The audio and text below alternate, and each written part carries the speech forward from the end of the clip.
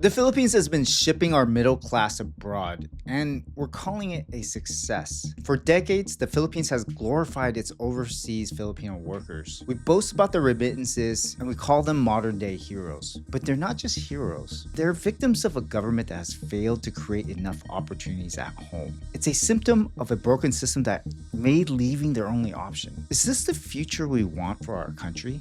Humingi sila ng extra pero di nila alam. Yung extra na yun is naka-budget na pero bibigay ko pa rin sa kanila. So when my brother graduated, I finally bought our house. It makes me feel good seeing them na comfortable. The fulfillment is twice as much. A lot of these businesses that do exist here, they're usually owned by just a handful of families. That's not enough. We're lagging behind the rest of the region when it comes to bringing in foreign direct investors.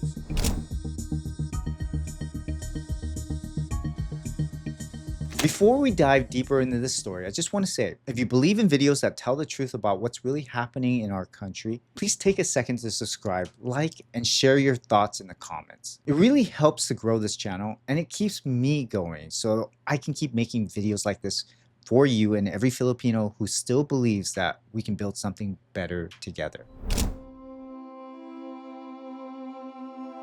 The system that sends millions of Filipino overseas didn't happen by accident. It was built by policy almost 50 years ago. In 1974, under Ferdinand Marcos Sr., the government passed the labor export policy. The country was deep in debt, unemployment was high, and the economy was collapsing. So Marcos created a program to send Filipinos abroad, to earn in dollars and send them home. What began as a temporary fix soon became a national strategy. Agencies were built to manage migration, schools were reshaped to train workers for foreign markets, and overseas employment was sold as a patriotic duty.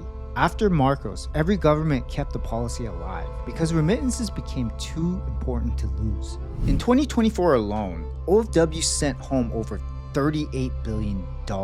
That money keeps our economy alive, which equates to roughly about 10% of our GDP. But at what cost?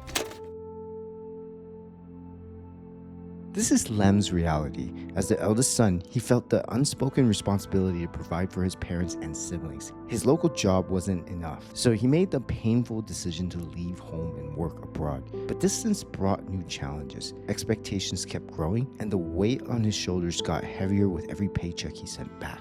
I'm currently working in Singapore for 9 months now. I'm in security department. I want to save enough money to start a business. I'm the breadwinner in the family and I sustain my siblings. I'm the eldest. I have 2 siblings. Nagbibigay ako ng pang-aral nila and pang everyday na gastos. Both in college. And yung dad ko din is walang work. So nagre-rely sila mostly sa akin. Being a breadwinner, I can't just say no to them because it hurts me that I cannot help them more than I can. I need to let my younger brother finish his studies first so he can have a life that I didn't. For me, my time stopped the moment I became the breadwinner.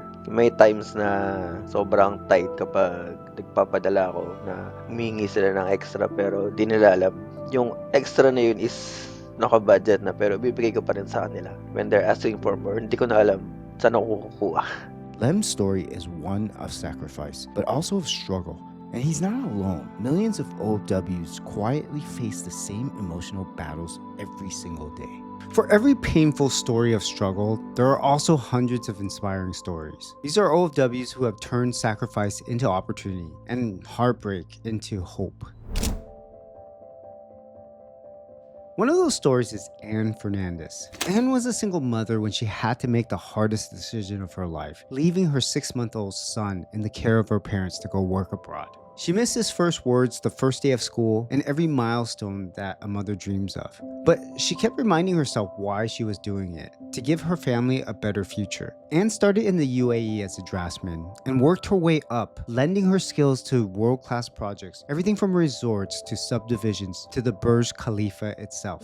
In 2023, she took an even bigger leap, moving to Saudi Arabia as a project manager, leading major developments while building her family's financial security.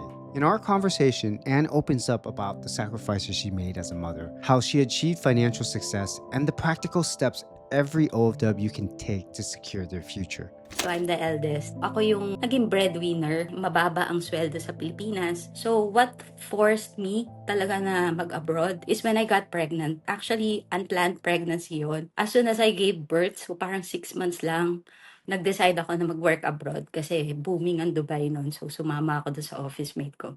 Parang ayoko nang mamana ng anak ko yung ganung kahirapan, yung ganung state ng buhay. I feel like that sacrifice made me change the lives of the person I loved, especially my parents. There were days na parang mahuhumsik ka, na parang you will question yourself, why am I doing this? But you know, in the long run, the fulfillment is twice as much than just taking care of yourself. Laging sinasabi ng iba na it's not your responsibility to take care of your parents. It's not my responsibility, but I love doing it. At the end of the day, it's about loving your family.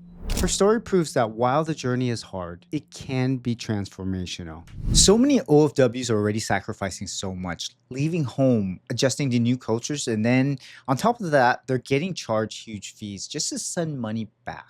That's why I recommend checking out Nala. They don't have any hidden fees and some of the best exchange rates out there. So that way your family receives more of what you send. And they're trusted by over 500,000 users globally and built specifically for communities like ours. Download Nala today and use code JOHNDANG. And when you send $50, you'll get $20 back. You deserve a service that helps your money go further. Many of our brightest minds search for better opportunities overseas. It's a sign of something deeper, our struggle to be able to create job opportunities and for reasons for people to stay. To understand this better, I sat down with Orion Perez, who shares powerful insights to why we've essentially exported our middle class and what he says about our current state of our nation. Here's what he had to say. But the real biggest industry really is exporting Filipinos to work abroad. A lot of the very poor people, they're here because they don't have a means of getting out. Then there are the middle classes who live here who are actually family members of people who are working abroad in relatively, I guess, more decent paying jobs. They form the so-called middle class here, but the real earners are not here. A lot of these businesses that do exist here, they're usually owned by just a handful of families. That's not enough. That you can't have real liquidity just with that, right? Just 100 families. And so what really happens is you don't have that many job creating growth engines here. And actually other countries had these problems too. Like even Singapore in the 1950s and 60s had these problems too. They had local investors, they had local businessmen, but there were not that many of them to be able to create enough local employment for people. There was also in the 1960s, I think, there was this trend, particularly in Latin America, called the dependency school. It's a school of economics that was set up by Latin American economists who basically preached foreign investors are bad, et cetera, et cetera. Right. You know, multinational corporations are just there to exploit the locals, blah, blah, blah. That's where Singapore basically deviated from the pack. They basically said, no, we don't believe that. We're going to basically say we can bring the foreign investors in and we just keep an eye on them. As long as they create jobs for our people, they train our people, they're good. For me, being an OFW, a long-time OFW myself, I was based in Singapore for the longest time. I want to make it clear to fellow Filipinos that, hey guys, we're lagging behind the rest of the region when it comes to bringing in foreign direct investors. If we really want to build a better nation, we need to make staying in the Philippines worth it again. And it starts with simple policy changes. Things like how money moves, where investments go, and how jobs are created. The right policies can push capital into industries that build real opportunities. And culturally, we also need to face the hard truth. Many families have come to rely too much on OFW money. At first, it may seem like love and support, but over time, it becomes a crutch. And the government, it seems to allow the cycle to continue, celebrating remittance records while sending more workers overseas, and relying on cheap labor from outsourcing instead of building strong local industries. And that's not empowerment, that's exploitation. The government should see our people as its greatest asset, especially the brightest and most skilled, because protecting their future should be treated like a national security. Why? Because when we lose our best minds, we lose our chance to progress. It's time to build a country they'll never want to leave.